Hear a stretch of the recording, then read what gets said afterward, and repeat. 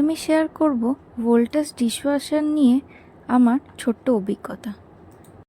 আপনাদের মতোই আমারও সন্দেহ ছিল ডিশওয়াশার কেমন বাসন পরিষ্কার করে, কিন্তু কিছুদিন ব্যবহার করে বুঝলাম এটি সত্যিই খুব ভালো কাজ করে।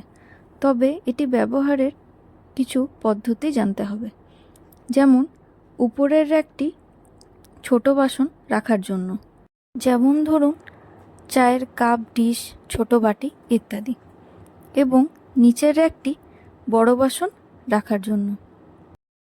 এটি হলো সল্ট কন্টেনার। এখানে আমি 1/2 লিটার জলে 500 গ্রাম সল্ট প্রথমবার ব্যবহার করেছিলাম। আমাদের বাসন এমনভাবে সাজাতে হবে যেন এই দুটি ওয়াশার ফ্যান কোনোভাবে বাসন দ্বারা বাধাপ্রাপ্ত না হয়।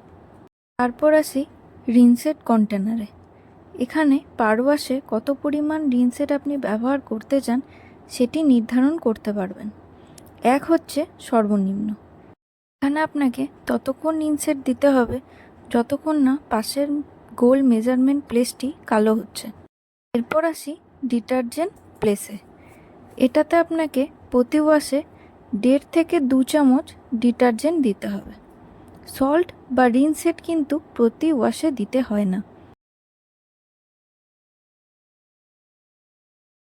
এখানে আপনি টোটাল 5 ধরনের ওয়াশ প্রোগ্রাম পেয়ে যাবেন: intensive, normal, eco, glass care, clean and shine and mini.